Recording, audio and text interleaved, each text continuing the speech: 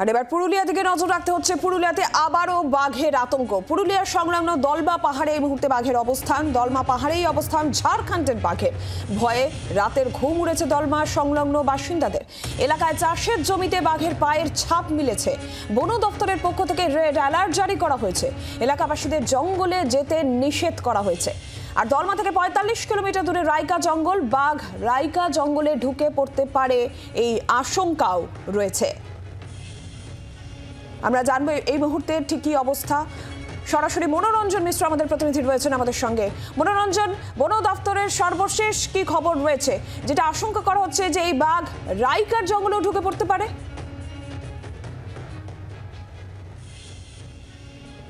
দেখো নীলাঞ্জনা, এই বাঘের গতিবিধি জানতে একেবারে হিমশিম খেতে হচ্ছে ঝাড়খণ্ডের বন বিভাগকে। কারণ এই বাঘের গলায় কোনো রকম রেডিও কলার নেই। জিনাতের ক্ষেত্রে যেমনটা ছিল, ওর গলায় রেডিও কলার থাকায় হাই ফ্রিকোয়েন্সি অ্যান্টেনা দিয়ে সেই বাঘের গতিবিধির উপর লক্ষ্য রাখছিল বনকর্মীরা।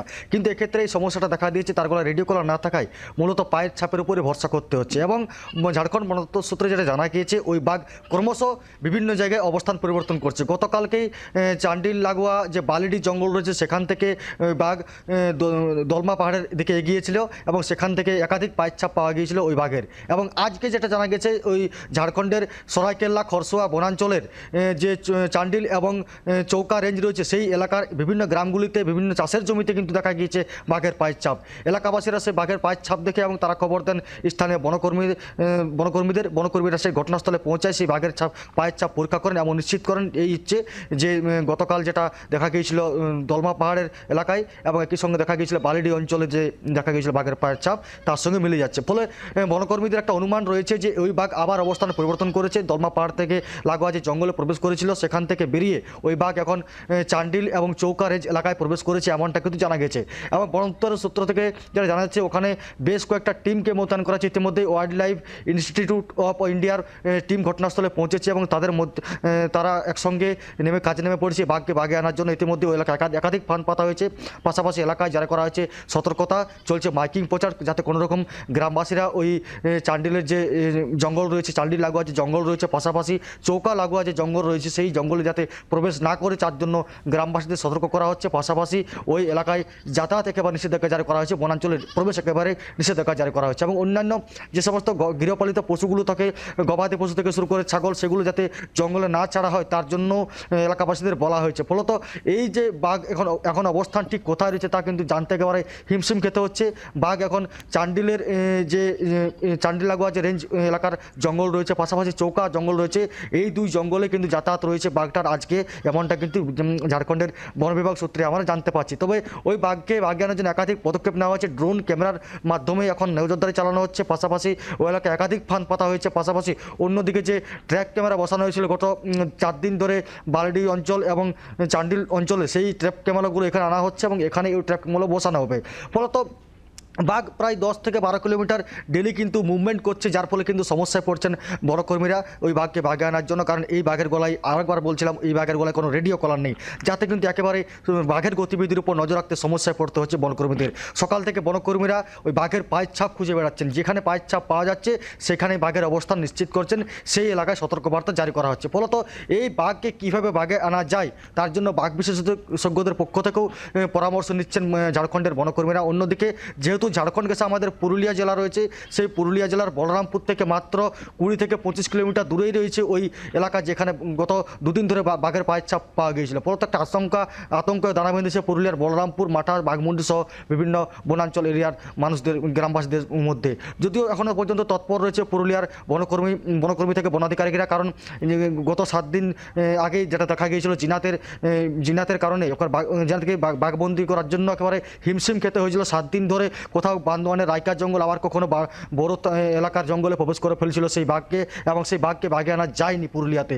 অন্যদিকে বাঁকুড়াতে গিয়ে সেখানে দেখা যায়, সেখানে খাঁচাবন্দি কোনো ক্রমে করতে পারে বনকর্মীরা। ফলত পুরুলিয়াতে যাতে আর পুনরাবৃত্তি না হয় জিনাতের ঘটনার মতো, তার জন্য আগের থেকে তৎপর রয়েছে পুরুলিয়ার বনাধিকারীরা। ইতিমধ্যে বাঘমুন্ডির শুরু করে মাঠা, বলরামপুর সহ বিভিন্ন বনাঞ্চলের যে রেঞ্জ অফিসার রয়েছে তাদের সঙ্গে এবং বনকর্মীদের সঙ্গে ইতিমধ্যে বৈঠক করে ফেলেছেন। এবং যদি এই বাঘ এই এলাকা থেকে প্রবেশ করে, তাহলে কী কী পদক্ষেপ নেওয়া হবে সেই পরিকল্পনাও ইতিমধ্যে নেওয়া হয়ে গেছে পুরুলিয়ার বন বিভাগের পক্ষ থেকে। তবে বন বিভাগ সূত্রে যারা জানা যাচ্ছে এখনও পর্যন্ত এই আতঙ্ক যাতে না ছড়ায় তার জন্য মানুষকে সচেতন করা হচ্ছে এবং স্বাভাবিক জনজীবন পালন করা এবং জঙ্গলের দিকে বিশেষ করে না যাওয়া সেই বিষয়ে পরামর্শগুলো দেওয়া হচ্ছে ঝাড়খণ্ড বন দপ্তরের পক্ষ থেকে এবং পুরুলিয়ার বন দপ্তরের পক্ষ থেকে। তো মানুষও অনেকটা সচেতন, কারণ জিনাতের যেভাবে হিমশিম খাইয়েছিল, যেভাবে আতঙ্কের পরিবেশ সৃষ্টি করেছিল বান্দোয়ান এবং বড় এলাকায়, তা মানুষ কিন্তু উপলব্ধি করে ফেলেছেন। ফলে মানুষ অনেকটা সচেতন রয়েছে। তবে ঝাড়খণ্ড লাগোয়া যে জঙ্গল, সেই জঙ্গলে কিন্তু 30 বছর পর ওই এলাকায় বাঘ প্রবেশ করে ফেলেছে। অর্থাৎ 30 বছর আগে এই এলাকায় কিন্তু বাঘ প্রবেশ করেছিল এবং সেখানে একজনের মৃত্যুর ঘটনা ঘটেছিল, এমনটা আমরা জানতে পারছি। এবং 30 বছর পর ওই বাঘ আবার দেখা যাচ্ছে ওই বালিডি সংলগ্ন জঙ্গলে, কখনো আবার চান্ডিল লাগোয়া জঙ্গলে, আবার কখনো চৌকা রেঞ্জ অফিসারের যে রেঞ্জ লাগোয়া যে জঙ্গল, সেই জঙ্গলে কিন্তু ওই বাঘের গতিবিধির লক্ষ্য করা যাচ্ছে। ফলত একটা আতঙ্ক দানা বেঁধেছে ওই এলাকার বাসিন্দাদের মধ্যে। সন্ধে নামলে কিন্তু সকালে গৃহবন্দী হওয়ার চেষ্টা করছেন মানুষ, কিন্তু 4 থেকে 5 জন একসঙ্গে একজোট হয়ে তারা যদি বাড়ি বেরোচ্ছেন, একজোট হয়ে বাড়ি বেরোচ্ছেন, হাতে অস্ত্র নিয়ে বাড়ি বেরোতে বাধ্য হচ্ছেন। এমনকি থমথমে রয়েছে বাঘের আতঙ্কে ওই গোটা এলাকা ঝাড়খণ্ডের। যাতে ওই ঝাড়খণ্ডের মতোর অবস্থা পুরুলিয়াতে না হয় তার জন্য বন দপ্তরের পক্ষ থেকে একাধিক পদক্ষেপ নেওয়া হচ্ছে এবং আরও পরিকল্পনা নেওয়া হবে। তবে এখনও পর্যন্ত ওই বাঘকে বাঘে আনা যায়নি। বাঘের অবস্থান জানতে হিমশিম খাওয়ার পাশাপাশি ওই বাঘকে যাতে লোকালয়ে না প্রবেশ করা যায় তার জন্য কিন্তু বন দপ্তর একাধিক পদক্ষেপ নিচ্ছে। পাশাপাশি মানুষ যাতে সচেতন হয় তার জন্য সতর্কবার্তা করা হচ্ছে ঝাড়খণ্ড বন দপ্তরের পক্ষ থেকে। নীলাঞ্জনা। ধন্যবাদ মনোরঞ্জন।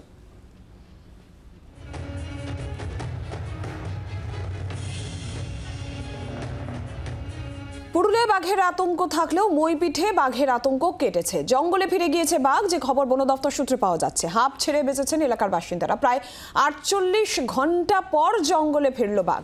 সোমবার কিশোরীমোহনপুর এলাকায় বাঘের পায়ের ছাপ দেখতে পান এলাকাবাসীরা, আর তারপরেই দক্ষিণ বৈকুণ্ঠপুর সংলগ্ন জঙ্গলে বাঘের উপস্থিতি টের পাওয়া যায়।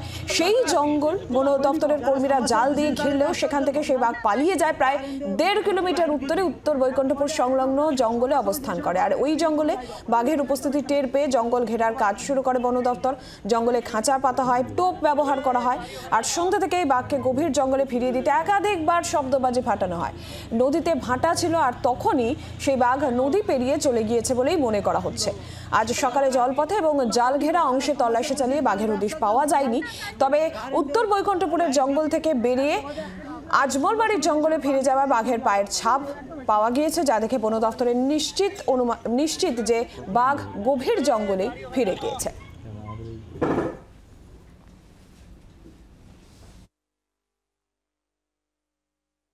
আমাদের প্রথম হচ্ছে 2 সাইডে জাল চেকিং করে দেখলো জালের কোলে আসেনি। তবে মুভমেন্ট একটা ছিল, বাঘ যে এরিয়াতে যেদিক থেকে এসছিল, অর্থাৎ হচ্ছে দক্ষিণ সাইড থেকে এসছিল, ওই দিকে যাওয়ার চেষ্টা করেছিল। যেহেতু ডবল নেট আছে, বাঘ ওদিকে না যেতে পেরে ও আজলমারি এরিয়া, যেটা জঙ্গলের নদী পার হয়ে চলে গেছে। সার্চিংয়ে দেখলাম যে রাত্রে তো আর আমাদের নামা সম্ভব হয়নি। সকালে গিয়ে দেখলাম যে বাঘটা চেষ্টা করেছিল ফের আবার দক্ষিণে যাওয়ার জন্য, কিন্তু ডবল জাল ছিল তো ঝাঁপিয়েছিল, কিন্তু খেয়েও তার পারেনি। অতএব যেই রাস্তায় এসেছিল তার অপোজিট দিকে একদম সোজা ওর জঙ্গলে ও ফিরে গেছে, আজমলমারি 11 নম্বর জঙ্গলে। অতএব ও এলাকাবাসীদের আর কোনো আতঙ্কের কোনো কারণ নেই, ওরা নিশ্চিন্তে থাকতে পারে। কালকে যত আমাদের টিম এখানে থেকে যে হার্ডওয়ার্কটা দিয়েছিলেন তো ওটা সাকসেসফুল হয়েছে। বাঘটা আবার জঙ্গলে ফেরত চলে গেছে। আমরা চেকিংটা করেছি সকাল থেকেই, আমাদের গোটা টিম ফিল্ডে ছিলেন। তো দুদিকেই আমরা বাগ মার্কসগুলো স্ক্যান করেছি, অ্যান্ড স্ক্যান করার পরে কোথায় থেকে বেরিয়েছে ওর কোথায় থেকে এন্টার করেছে জঙ্গলে সেটা আমরা চিহ্নিত করে পেরেছি। তো তার জন্য আমরা কনফার্ম হয়েছি। যখনই শীতকালটা আসে তখনই তো বাঘের বেরোনোর একটা টেন্ডেন্সিটা থাকে। তো আমরা শীতকাল আসার সঙ্গে সঙ্গেই আমরা বেসিক্যালি পেট্রোলিংটা এই নদী ধারে আমরা স্টার্ট করে দিই গ্রাম পারে, সো দ্যাট কি এখানে ডিস্টারবেন্সটা ক্রিয়েট করা হয়, যেখানে যেখানে সম্ভব আলোটা দেওয়া হয়। বাঘ ফিরে যাওয়ায় আপাতত স্বস্তি গ্রামবাসীদের, কিন্তু বাঘ যাতে ফের লোকালয়ে আসতে না পারে তার জন্য একাধিক দাবি জানানো হয়েছে বন দপ্তরের কাছে। সেই সমস্ত দাবি বিবেচনার আশ্বাস বন দপ্তরের। ইতিমধ্যেই বন দপ্তরের পক্ষ থেকে জানানো হয়েছে গভীর জঙ্গলের যে সমস্ত ফেন্সিং তা দৃঢ় করা হবে। এছাড়াও পেট্রোলিং বাড়ানো হবে নদীপক্ষে, এবং গ্রামবাসীরা দাবি জানিয়েছিলেন যে লোকালয়ে যে সমস্ত জায়গায় বাঘ আসছে সেখানে যেন আলোর ব্যবস্থা করা হয়। সেই দাবিও ইতিমধ্যে মেনে নিয়েছেন মুখ্য বনাধিকারিক। দ্রুত সেই পদক্ষেপ নেওয়া হবে বলেই জানানো হয়েছে। জি24 ঘন্টার জন্য ক্যামেরায় অরিন্দমের সঙ্গে তথাগত মইপিঠ। বাংলার আওয়াজ, বাঙালির আবেগ, জি24 ঘন্টা।